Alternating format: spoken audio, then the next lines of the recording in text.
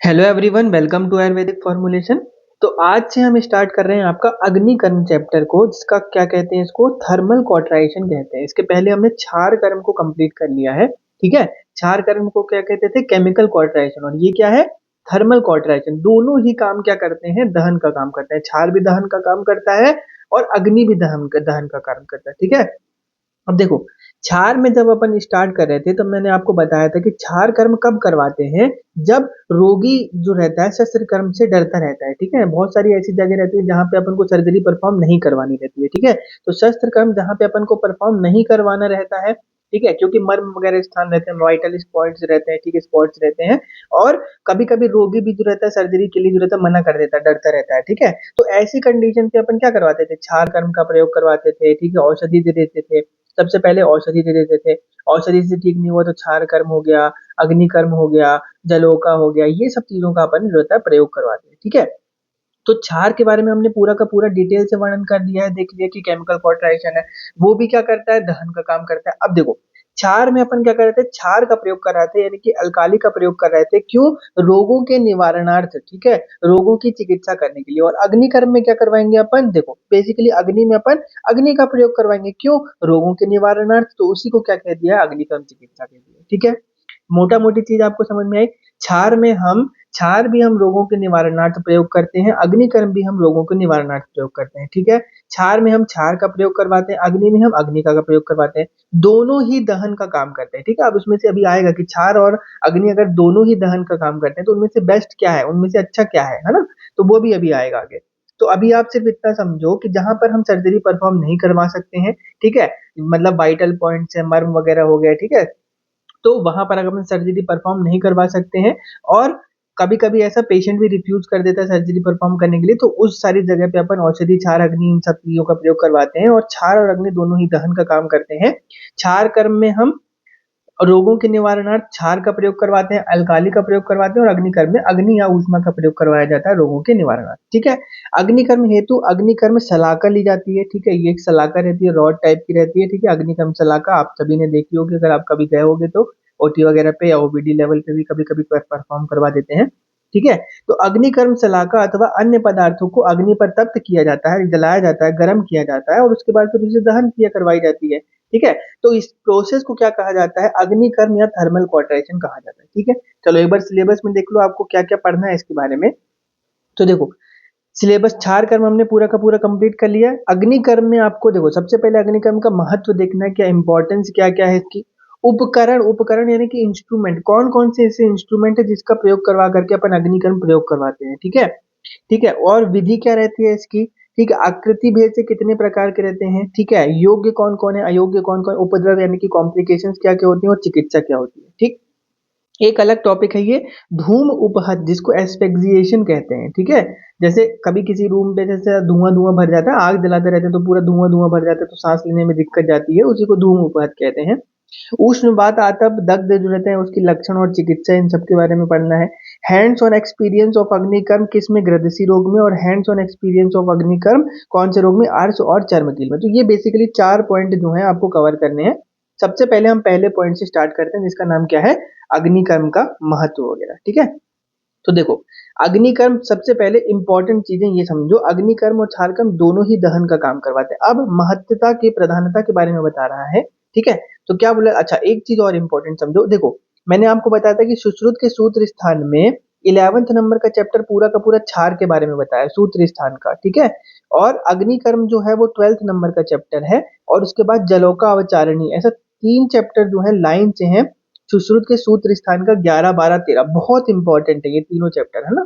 सुश्रुत संहिता का सूत्र स्थान का 11, 12 और 13। ठीक है, तो 11 में पूरा का पूरा क्षार कर्म के बारे में बताया है।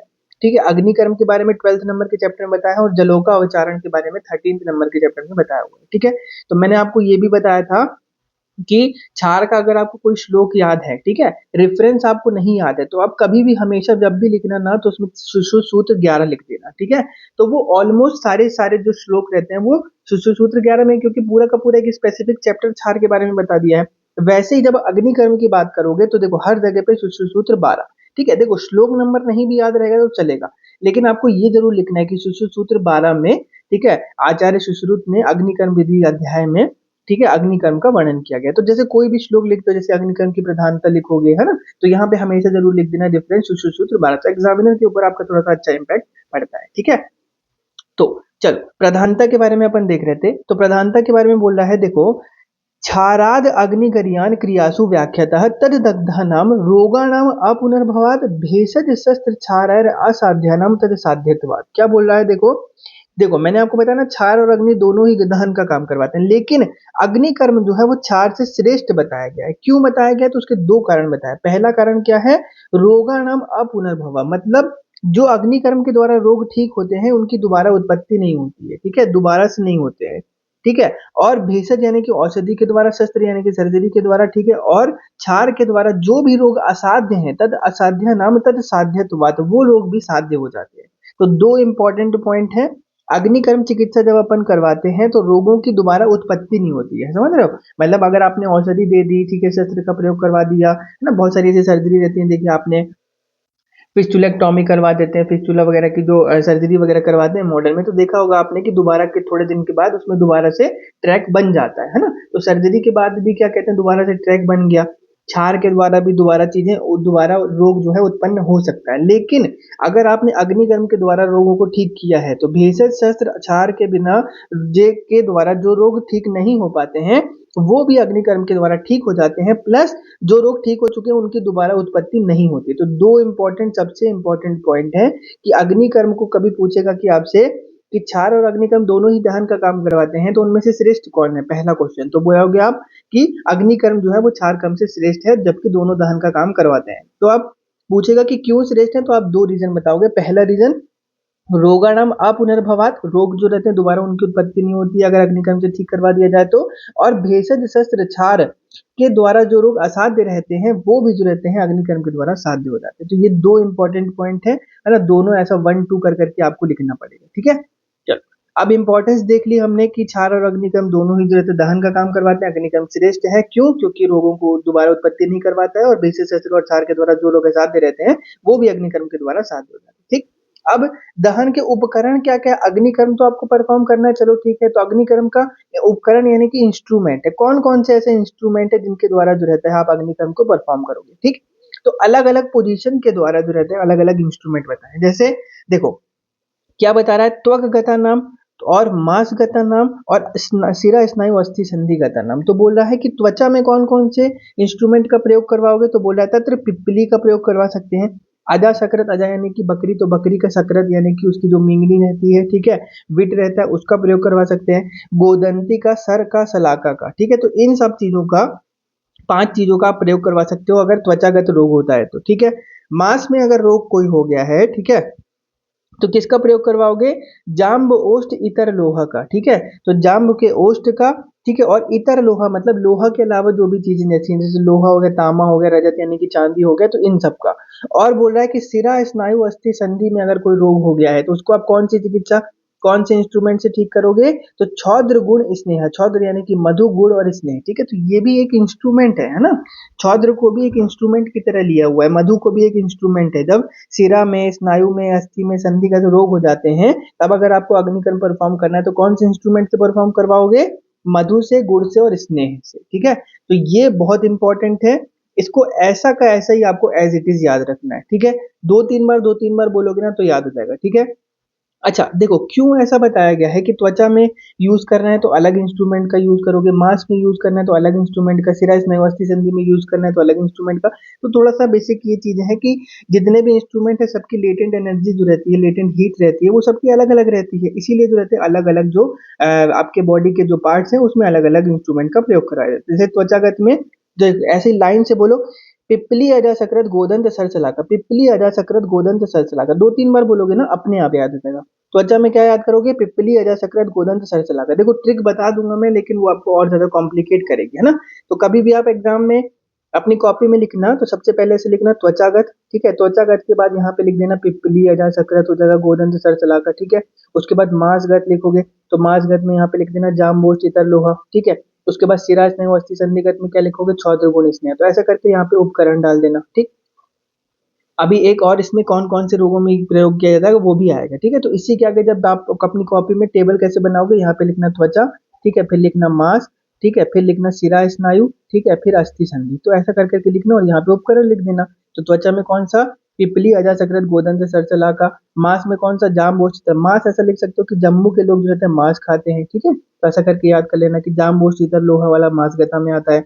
और शिरा स्नायु अस्थि संधि में अपन क्षौद्र गुण स्नेह का प्रयोग करवाते हैं, ठीक। इतनी चीज क्लियर हुई कि कौन कौन से स्थान में अपन कौन कौन से इंस्ट्रूमेंट का प्रयोग करवाएंगे। एक दो बार बोलोगे तो याद हो जाएगा, ठीक है।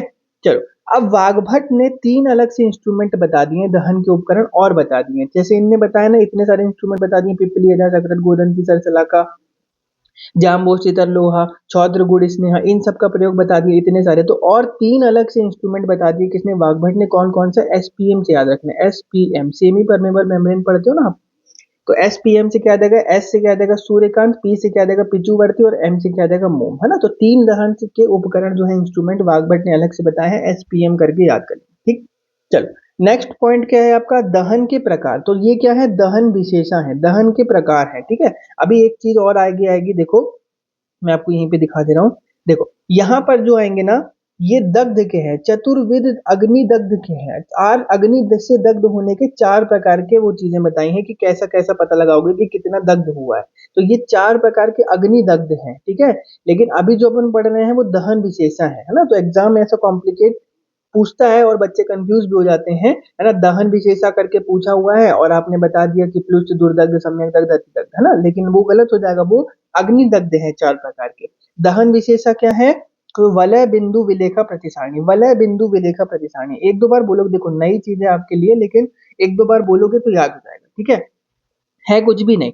ये आकृति भेद से बताए हुए हैं, है ना, कि कैसे कैसे आप करवा सकते हो। तो वलय का मतलब क्या होता है, गोलाकार। बिंदु का मतलब होता है डॉट डॉट डॉट डॉट। विलेखा मतलब होता है एक पूरी की पूरी लाइन। और प्रतिसारण का मतलब पूरा का पूरा फैला करके लगा दिया। जैसे अपन ने क्षार में भी पढ़ा था, तो क्षार दो प्रकार के पढ़े थे ना, एक पानीय क्षार था और एक प्रतिसारणी क्षार था। पानीय क्षार जिसको अपन अंदर जीआईटी के डिसऑर्डर्स में अंदर की तरफ यूज करवाते हैं, और प्रतिसारणी जिसको स्किन की डिसऑर्डर में बाहर की तरफ एक्सटर्नल लोकल एप्लीकेशन लगा रहे थे। तो प्रतिसारण का मतलब हुआ पूरा का पूरा ऐसा लगा दिया, घर्षण कर दिया उसके ऊपर। तो देखो क्या बोला है, सुश्रुत ने दहन के चार प्रकार बताया, है ना, ये भी इंपॉर्टेंट है। वाघभट्ट का कभी पूछेगा ना, तो वाघभट्ट ने तीन अलग से बताए, कितने बता दिए, सात बताए, है ना। तो ये भी इंपॉर्टेंट है।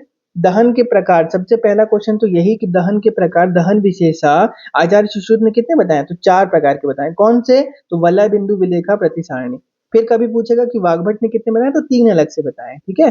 कौन कौन से अलग से बताए हैं, अर्धचंद्र बताया है, स्वस्तिक बताया है और अष्टापद बताया है, ठीक है। तो देखो कुछ है नहीं, मैं एक बार रीड कर देता हूँ, आपको समझ में आ जाएगा। वलय क्या होता है, देखो, तप्त शलाका के द्वारा व्याधि के मूल में वृत्ताकार, वृत्त मतलब गोल चिन्ह बना करके दग्ध कर दिया, तो उसको वलय बोल दिया।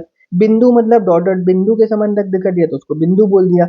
विलेखा में तप्त शलाका, गरम शलाका को गर्म किया, और तिर्यक मतलब तिरछी, ऋजु मतलब टेढ़ी, और वक्र, ऋजु मतलब सीधी और वक्र मतलब टेढ़ी, ठीक है। तो ऐसी रेखाएं बना करके दग्ध कर दिया, तो उसको विलेखा बोल दिया, कि लाइन बना दी। प्रतिसारणी में क्या किया, शलाका को तप्त किया, फिर रुग्ण के स्थान पर घर्षण करके दग्ध कर दिया। तो देखो लाइन से दिख रहा होगा आपको यहाँ पे बिल्कुल। वलय में क्या कर दिया, बिल्कुल गोला गोला बना दिया। बिंदु में क्या किया, बिंदु डॉट डॉट डॉट डॉट कर करके अग्निकर्म करवा रहा है। विलेखा में लाइन बना दी, चाहे सीधी बना दे, चाहे तिर्यक बना दे, चाहे ऋजु बना दे, चाहे वक्र बना दे।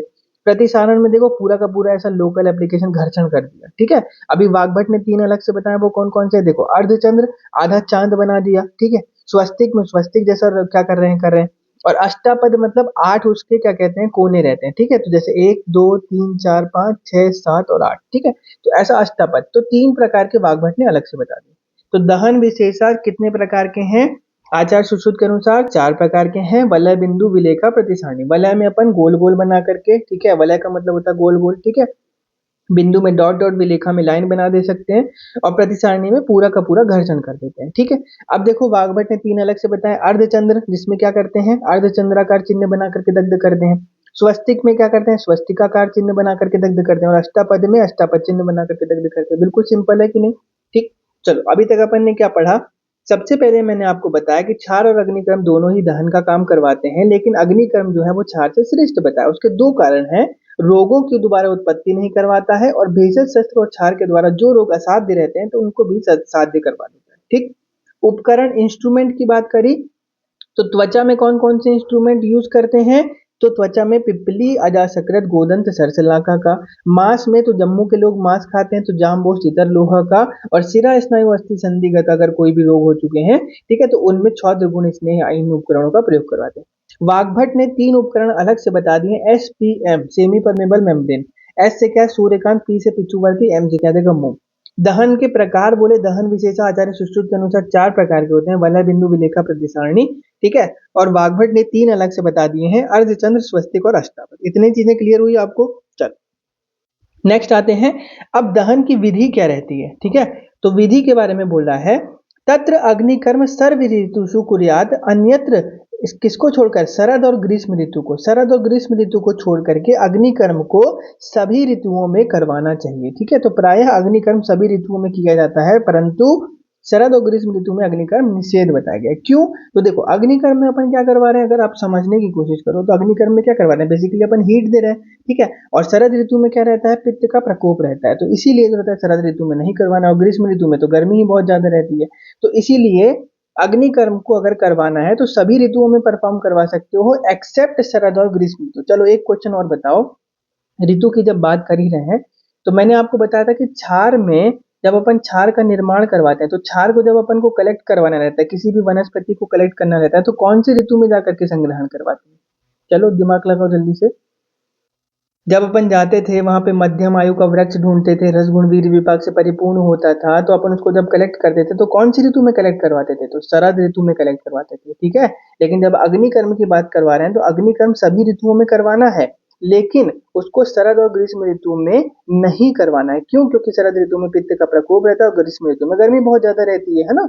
तो इसीलिए जो रहता है अग्निकर्म को सभी ऋतुओं में करवा सकते हैं, लेकिन एक्सेप्ट शरद और ग्रीष्म ऋतु, ठीक। लेकिन उसके बाद एक और कंडीशन इसमें ऐड कर दिया, देखो उसको पढ़ो। इसके बारे में क्या बोल रहा है? तत्र आत्यायिके अग्निकर्म साध्य, ठीक है, व्याधोपतनिक विधि कृत्वा। मतलब अगर आत्यायिक कंडीशन आ चुकी है, इमरजेंसी कंडीशन आ चुकी है, ठीक है, और रोग जो है वो अग्निकर्म से ही साध्य है, ठीक है, अग्निकर्म से ही ठीक होगा, तब अपन को क्या करवाना है? व्याधि के प्रत्यनिक विधि का प्रयोग करवा करके अग्निकर्म करवा सकते हैं, ठीक है।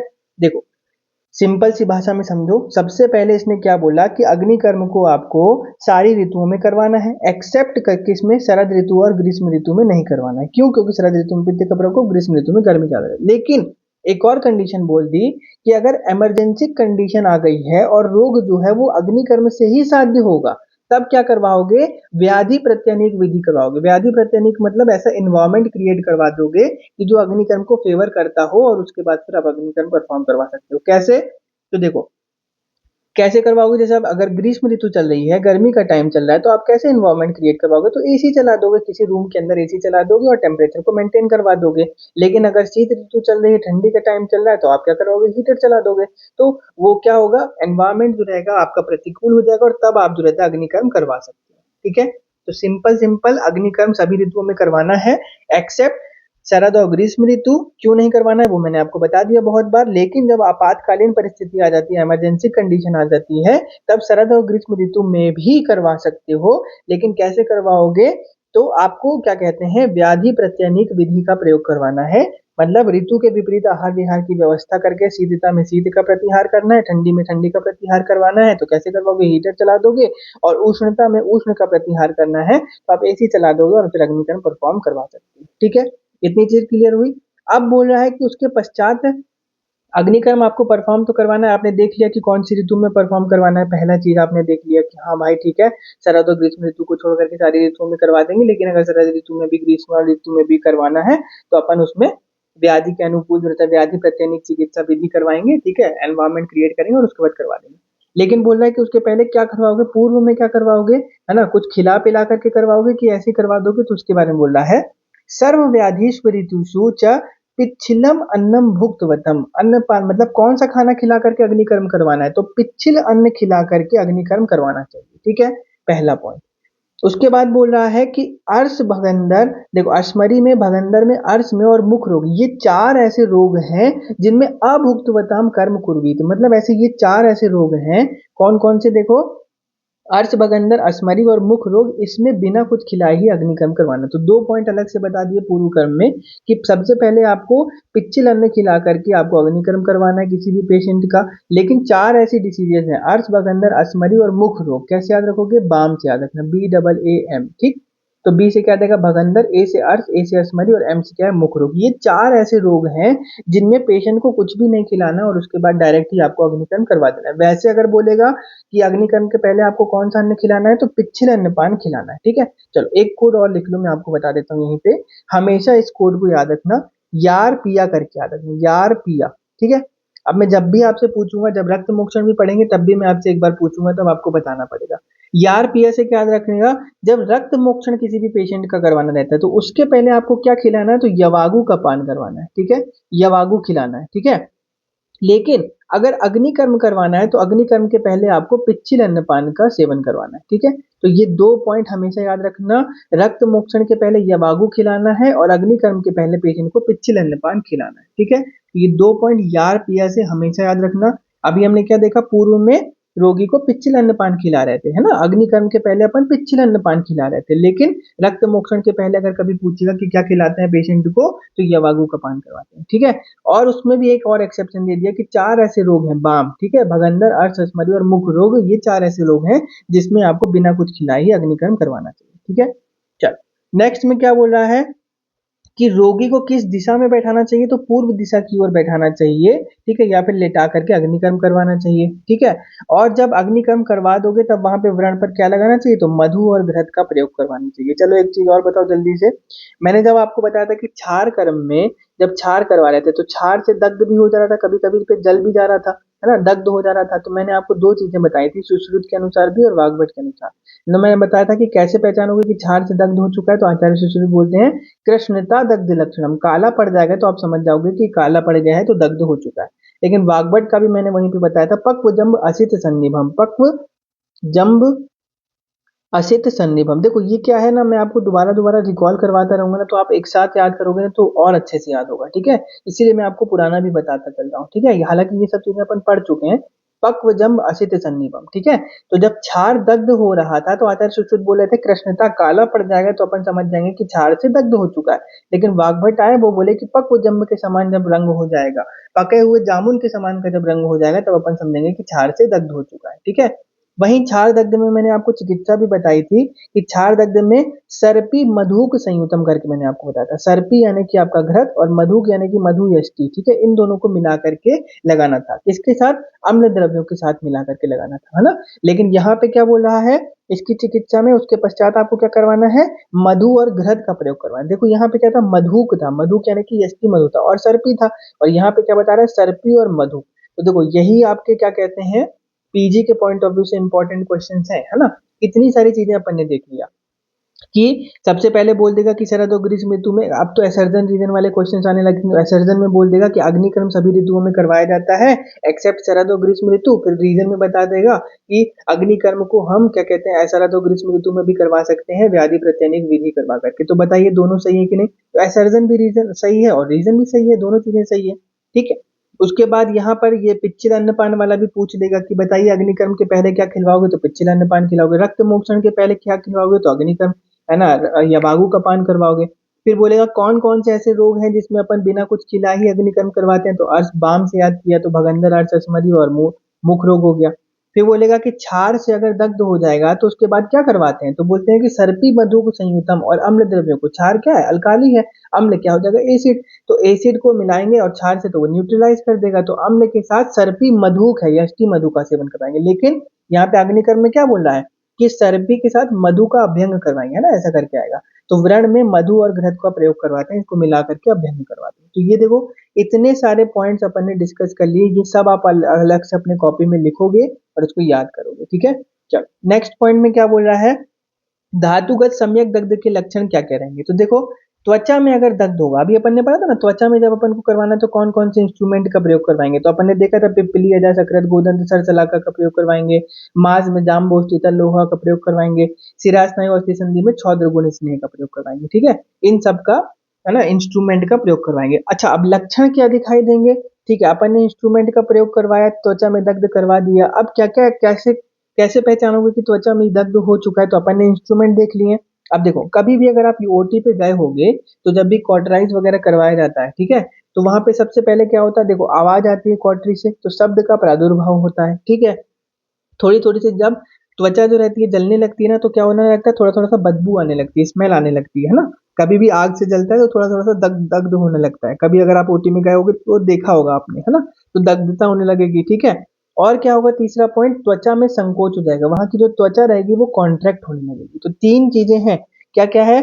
जब त्वचा में दग्ध होगा तो चिटचिट ध्वनि शब्द उत्पत्ति करेगा, ठीक है, शब्द प्रादुर्भाव। दूसरा पॉइंट में क्या होगा, दुर्गंधता, वहां पे बैड ऑडर आने लगेगी, ठीक है। और तीसरा, त्वचा वहां पे जो रहती है वो कॉन्ट्रैक्ट हो जाएगी, संकुचित हो जाएगी। तो तीन पॉइंट है। कैसे याद रखोगे इसको? एसटीडी से याद रखना है, सेक्सुअली ट्रांसमिटेड डिसीजेज रहती है ना। तो एस से क्या आ जाएगा, शब्द का प्रादुर्भाव होगा। टी से क्या आ जाएगा, त्वचा का संकोच हो जाएगा। और डी से क्या आ जाएगा, दुर्गंधता। तो त्वचा वाले में क्या याद रखा आपने, एस टी डी, शब्द का प्रादुर्भाव। देखो ये नॉर्मल सी चीजें हैं, अगर आपने देखा भी होगा ना तो आपको याद हो जाएगा। त्वचा वहां पे देखो कभी भी जलेगा तो क्या होगा, त्वचा वहां की संकुचित हो जाएगी, थोड़ी थोड़ी सी बदबू आने लगेगी। और क्या होगा वहां पे, थोड़ा सा जब कॉटन चलाती है तो वहां पे चलती है तो थोड़ा सी आवाज आती है, तो शब्द का प्रादुर्भाव होगा, त्वचा वहां पे सिकुड़ जाएगी और वहां पे क्या होगा, दुर्गंधता आने लगेगी। तो एसटीडी से याद रखेंगे, ठीक। अब चलो, मास में अगर होगा तो कैसे याद रखोगे? तो बहुत इंपॉर्टेंट है, इसको 5-7 स्टार लगा देना, बहुत इंपॉर्टेंट है, पता नहीं कितनी बार पीजी के एग्जाम्स में पूछा जाता है। कपोत वर्णता, कहीं पे भी जैसे देखो जानवरों वगैरह के नाम आ जाते हैं ना, तो उसको अलग से ही हाईलाइट कर लिया करना, ठीक है। कपोत वर्णना, पारावती वो पूजन, ऐसा करके आता है कास्ट में, है ना, बहुत सारी जगह पे आता है। तो इन सबको अलग से हाईलाइट कर लेना। जब मांस में दग्ध होगा तो क्या होगा, कपोत वर्णता, मतलब कबूतर के समान वर्ण का हो जाएगा। अल्प सवथु वेदना, अल्प मतलब कम, क्या होगा, सवथु यानी कि शोथ हो जाएगा और वेदना हो जाएगी। तो वेदना और शोफ जो रहता है, सूजन जो इन्फ्लामेशन रहती है, वो कैसी हो जाएगी, अल्प हो जाएगी, ठीक है, कम होगी। और तीसरा पॉइंट क्या है, शुष्क संकुचित व्रणता, व्रण जो रहेगा, जो घाव रहेगा आपका, सूख जाएगा और संकुचित हो जाएगा। तो तीन पॉइंट इसमें भी आपको याद रखने हैं, कौन कौन से, कपोत व्रणता, अल्प सवथु वेदना और तीसरा शुष्क संकुचित व्रणता। मैं आपको यही बोलूंगा कि आप हिंदी पे ज्यादा फोकस मत करना, है ना। श्लोक की ये कोटेशंस अगर आप याद कर लोगे तो ये हमेशा ही काम में आएगा, और पीजी के एग्जाम में भी आपके ये श्लोक की कोटेशन ही पूछता है ना। हिंदी कभी भी नहीं आपसे पूछेगा कि व्रण शुष्क और संकुचित हो जाएगा, बताओ कौन सा दग्ध का लक्षण है, तो नहीं पूछेगा कभी भी, यही पूछेगा शुष्क संकुचित व्रणता, अल्प सवतु वेदना, कपोत व्रणता, बहुत इंपॉर्टेंट है, ठीक है। तो कपोत व्रणता हो जाएगा, अल्प सवतु वेदना और शुष्क संकुचित व्रणता, ये तीन पॉइंट आपको याद रखने हैं, ठीक है। कैसे याद रखोगे? तो मास वाले में देखो, मास वाले में अपन ने इंस्ट्रूमेंट कौन कौन से लिए थे, जाम्बोस शीतल लोहा, तो मैंने आपको बताया था जम्मू के लोग मांस खाते हैं ना। तो जम्मू के लोग मांस तो खाते हैं, लेकिन किसका मांस खाते हैं, कबूतर का मांस खाते हैं, कपोत का मांस खाते हैं, ठीक है। तो ऐसे याद रख लेना। तो कपोत वाला कौन सा आ जाएगा, कपोत वर्णता, अल्प सवतु वेदना और शुष्क संकुचित व्रणता। कैसे याद रखोगे, क अ सु, ठीक है। देखो इतनी अच्छी ट्रिक तो नहीं है, लेकिन ऐसे ही याद रखना आपको। इसमें अपन ने क्या याद किया था, एसटीडी। मास वाले में जब आएगा तो कासु याद रखना, का असु, का से क्या देगा, कपोत वर्णता, आ से क्या देगा, अल्प सवतु वेदना और सु से क्या देगा, शुष्क संकुचित व्रणता, ठीक है। तो एक चीज तो आपको क्लियर ही हो गई है ना, कि कपोत वर्णता, जम्मू के लोग मांस खाते हैं, तो जाम्बोस शीतल लोहा इसके इंस्ट्रूमेंट है। और मांस कौन सा खाते हैं, तो कपोत का मांस खाते हैं, कबूतर का मांस खाते हैं। तो कासु जो ट्रिक है, कासु, कपोत वर्णता, अल्प सवतु वेदना और शुष्क संकुचित व्रणता, ये किसका है, मांस दग्ध का, ठीक है, इसकी ट्रिक, ठीक। चलो, सिरा स्नायुगत अगर दग्ध होगा तो क्या क्या लक्षण दिखाई देंगे, और अस्थि संधि में अगर दग्ध होगा तो क्या क्या लक्षण दिखाई देंगे, ये दो पॉइंट है, इसको अलग से पढ़ लो, ठीक है। फिर नेक्स्ट क्लास में अपन कंटिन्यू करेंगे, ठीक है। चलो, सिरा में जब होगा तो कृष्ण उन्नत व्रणता, ठीक है, व्रण कैसा हो जाएगा, कृष्ण वर्ण का हो जाएगा, ठीक है। जो घाव होगा कृष्ण वर्ण का, उन्नत मतलब थोड़ा सा उभार है, उठा हुआ सा दिखाई देगा। और सिरा में है तो सिराओं से क्या रहता है, वेन से रहती है, तो वेन्स में क्या रहता है, ब्लड वगैरह बहता रहता है। तो स्त्राव कर रोग उठ जगह, ठीक है ना। अगर वहां पर दग्ध जला दोगे, तो जैसे अपन त्वचा में जलाते हैं, त्वचा क्या रहती है, संकुचित हो रही थी, सिकुड़ जा रही थी। अब सिराओं में जलाते हैं तो सिराओं में क्या होगा, सिराओं में स्त्राव होता रहता है, तो स्त्राव जो रहेगा वो रुक जाएगा। तो स्त्राव जो रहेगा, जो रुधिर आदि का सिराओं से जो ब्लड वगैरह फ्लो हो रहा था, वो कैसा हो जाएगा, बंद हो जाएगा, ठीक है। तो रुधिर आदि का बंद हो जाएगा, तो सिरा वाले में स्त्राव हो जाएगा, ठीक है। तो क्रिस ऐसे याद रखना, क्रिस, ठीक है। तो पहला का से क्या आ जाएगा, कृष्ण उन्नत व्रणता, व्रण जो रहेगा कृष्ण वर्ण का हो जाएगा और उन्नत उठा हुआ हो जाएगा। और सिराओं में क्या होता है, स्त्राव होता है, ठीक है, रक्त आदि का स्त्राव होता रहता है, तो स्त्राव जो रहेगा वो रुक जाएगा। तो स्त्राव सन्निरोधस्ता, ठीक है। तो कैसे याद किया, कृष्णता उन्नत, कृष्ण उन्नत व्रणता, और ऐसा से क्या आ जाएगा, स्त्राव सन्निरोधस्ता, ठीक है। दो पॉइंट याद रखना। अब संधिगत वाले में, अस्थिगत वाले में क्या होगा, तो राका करके याद रखना। क्या याद करोगे? राका, राका, ठीक है। आर से क्या आ जाएगा? रुक्ष हो जाएगा। ए से क्या हो जाएगा? अरुण हो जाएगा। के से क्या आ जाएगा? कर्कश। और ए से क्या हो जाएगा? अस्थिर। तो व्रण कहता हो जाएगा, रुक्ष हो जाएगा, अरुण वर्ण का हो जाएगा, कर्कश हो जाएगा और अस्थिर हो जाएगा। ये अस्थि संधि के लक्षण है। तो देखो चलो, अब आपको कैसे इसको याद करना है मैं आपको बताता हूँ, ठीक है। सबसे पहले आप कॉपी में कभी भी इसको लिखोगे, ठीक है, कॉपी में कभी भी लिखोगे तो यहाँ पे लिखना त्वचा, ठीक। फिर आप लिखना इसको यहाँ पे मांस, फिर लिखना आप सिरा और स्नायु, ठीक है, और यहाँ पे लिखना अस्थि और संधि, ठीक। ऐसा 4 पॉइंट बनाना। फिर यहाँ पे ऊपर लिखना उपकरण यानी कि इंस्ट्रूमेंट कौन कौन से हो जाएंगे और लक्षण क्या क्या दिखाई देंगे, ठीक है। तो कैसे लिखोगे? त्वचा में जब होगा, तो मैंने आपको बताया कि त्वचा में जब होगा तो पिपली, पिया करके याद रखना, ठीक है। पिया, पिपली, अजासकृत, गोदंत, सरसलाका। गोदंती हो जाएगा, सर हो जाएगा और सलाका। पिपली, अजासकृत, गोदंत, सरसलाका। जम्मू के लोग मांस खाते हैं तो जाम्बोस, तीतर, लोहा वाला इसमें आ जाएगा। और इन दोनों में क्या था? छौद्र गुण स्नेह। तो छौद्र गुण स्नेह, ठीक है, छौद्र गुण स्नेह और छौद्र गुण स्नेह दोनों में आ जाएगा, ठीक। फिर त्वचा में जब दग्ध होगा तो हमने क्या देखा था? एसटीडी, ठीक है। शब्द का प्रादुर्भाव होगा, त्वचा में दुर्गंधता आ जाएगी, ठीक है, त्वचा संकुचित हो जाएगी और दुर्गंधता आ जाएगी। मांस में जब हो रहा था तो मैंने क असु बताया था, क असु, ठीक है। तो कैसे याद किया था? जम्मू के लोग मांस खाते हैं तो जाम्बोस, शीतल, लोहा इसका उपकरण है। और कौन सा मांस खाते हैं? तो कपोत का वर्ण मांस खाते हैं। तो कपोत वर्ण था, अल्प सवतु वेदना, ठीक है, और शुष्क संकुचित व्रण था। फिर सिरा और स्नायु में, जब सिरा में अगर स्नायु में अगर होता है तो लक्षण क्या दिखाई देते हैं? कृश हो जाता है, पतला हो जाता है। कृश से क्या हो जाएगा? कृष्ण उन्नत व्रणता। और सर से क्या हो जाएगा? स्त्राव का सन्निरोध, क्योंकि सिराओं में क्या होता है? स्त्राव होता है, तो स्त्राव का सन्निरोध हो जाएगा, है ना। और लास्ट वाले में मैंने आपको क्या बताया? राका बताया, ठीक है। तो रुक्ष, अरुण, कर्कश और अस्थिर बताया था। देखो इस तरीके से अगर आप टेबल बना दोगे ना तो शॉर्ट में ये सारे आप उपकरण और लक्षण, बस इतना ट्रिक ट्रिक भी लिख लोगे ना तो इसको बार बार आप रिकॉल करते रहोगे तो ये आपका कंप्लीट हो जाएगा, है ना। चलो यहीं तक देखते हैं। अब इसके योग या योग से नेक्स्ट क्लास में अपन इसको कवर करेंगे। चलो ठीक है, तब तक इसको पढ़ लो, कोई भी डाउट हो तो वो आप पूछ लेना, ठीक है। Thank you.